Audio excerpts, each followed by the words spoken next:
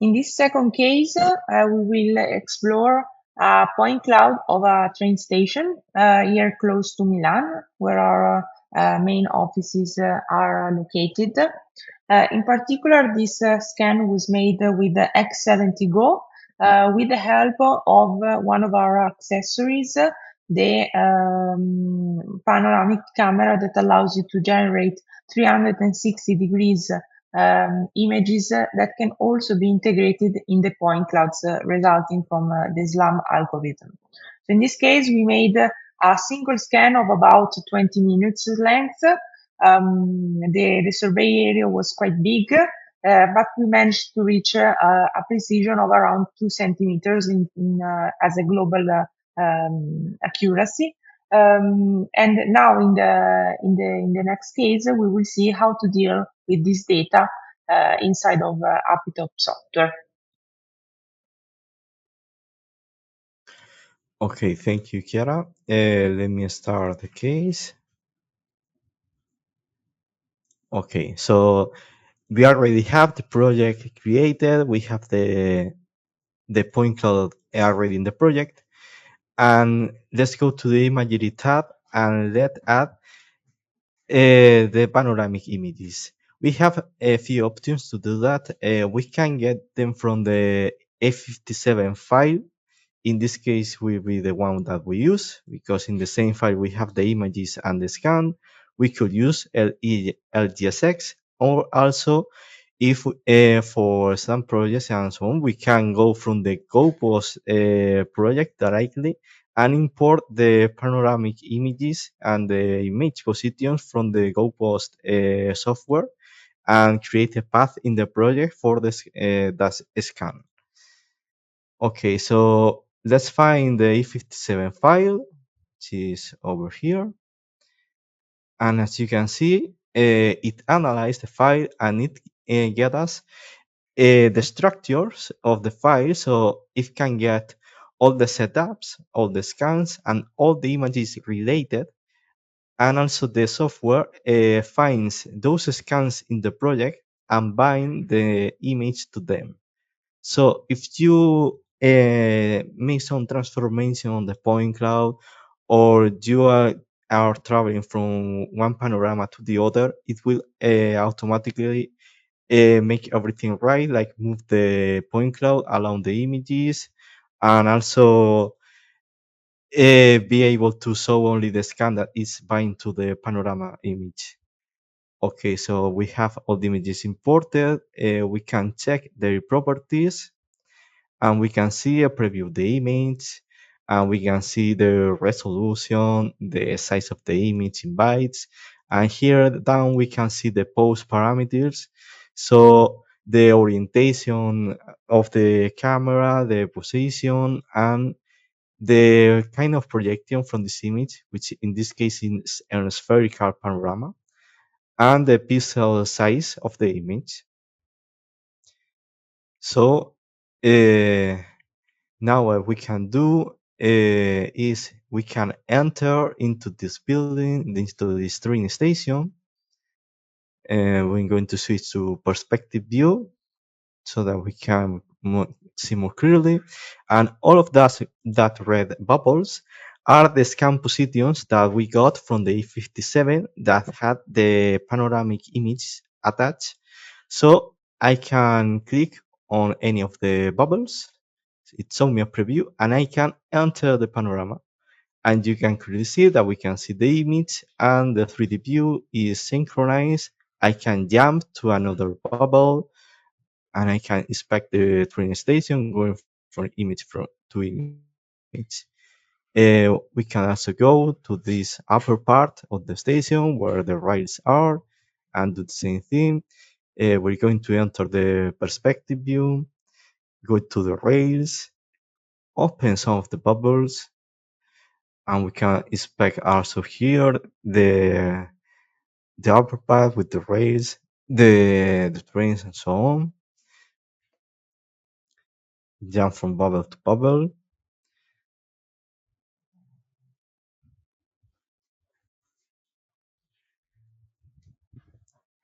And now here inside the station itself, We're going to open this bubble here. Here we can see these vending machines, the staircase, so on, and we have like here at the ground. Let me make the points bigger to see better, and we can see here at the ground that we have this kind of rail here, and actually in this view we can switch the point reference here, and we can see this slider which represents that the opacity of the image, because the actual point cloud is behind the image, as you can see here. Okay, so with that, that means that we can, for example, take a measurement directly over the image because it used the points behind them. And you can see here that it makes the measurement, and in the 3D view, the measurement is at the right place. We can also go, for example, to this machine here and make this 3D measurement that also shows us the horizontal and vertical difference. We don't see it clearly because of the red. Well, we go to the layer properties, change the color, change the line width, and we can see it now in magenta and with the lines more thicker. And of course, we could also make drawing directly over the image here. We can follow, for example, the edge of the staircase here. And we place our vertices here. And you can clearly see here, the line is there. And if we go to the 3D view, it's hidden because of the point cloud. But if we keep the drawing visible, you can show the line in 3D at the right place. So now we're going to isolate this part of the station, and we're going to extract do some vectorization by using the sections. So with this option of coplanar cuts, we can get cuts from the top view or XY planes at different elevations. So to set up the range, we can see at the bottom bar that it tells us the coordinates of the cursor. So we are going to look for the floor and the ceiling to only get the entire building. And we set up the values there. 1.5 for the max, and we start at minus 1.75, and we're going to make code cuts each 25.25 meters, and with a band height, which is the bandwidth of each of the planes, of zero point 0.1 meters. Okay, so we make the cuts, and the profiles viewer opens, and we can go see here the different uh, sections. We can navigate from one height to the other, and we're going to work over this one, the division 0, and we can add a layer, call it walls, for example, and set it in this light brown color, and a columns layer. And now over this section, we're going to draw the walls,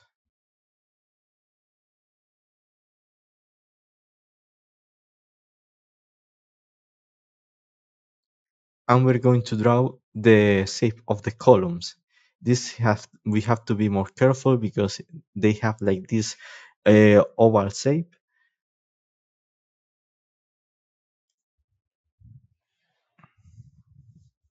Okay, and now that we have that, we can go to this button here, which is called transfer, and it will transfer those entities back to the 3D world and unproject them. A cool thing is that this works no matter how the profile is done. In this case, it's an SY plane, but even in the previous example that we did a road, it also projects it. So we transfer the entities back, and when we go to the 3D view, we can see that we have the walls and we have the color. So that's a way that using the sections to getting elements drawn into the point cloud. Now, we have this wall-friendly staircase here that we saw earlier in the image, and we want to actually model the staircase, and in this case, we're going to try to model it with 3D faces. So a way that we can do that is also with a profile. So the way to do that is we go to the quick profile and we do a profile at the top with a bandwidth of 5 centimeters, for example, and we make a single cut that goes through the middle of the staircase.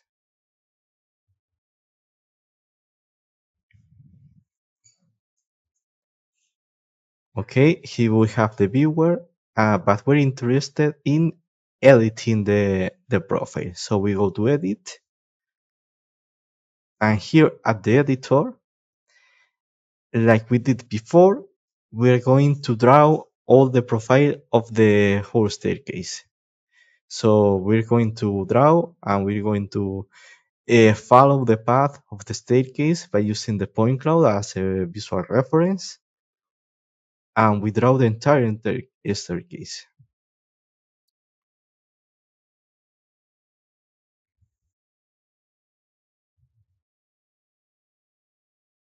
Okay, and now we are going to set the layer name to stairs, change the color, make it a little thicker, and as we did before, just transfer this polyline back to 3D. And as you're going to see now, here we have the polyline, and as we move the view, you can see there that is following the shape of the staircase in 3D. And to get the 3D faces, we're going to select the line, go to CAD drawing, and here we have an extrusion tool, the stir command, okay? And here we can tell it that we want 3D faces and give it a extrusion vector. So we are going to define it and use the entity snapping to get it right. So we are going to use the final point snap to get this vertex. And now we use the point cloud to get the edge. And as we know that is a flat surface, we're going to set the set at 0 for the vector. And we hit OK. And here we have 1/2 of the staircase. And we do the exact same thing for the other half.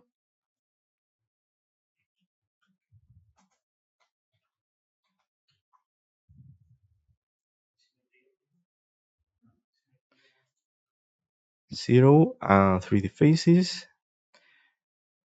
And here you can see that we were able to very easily model the staircase here in 3D.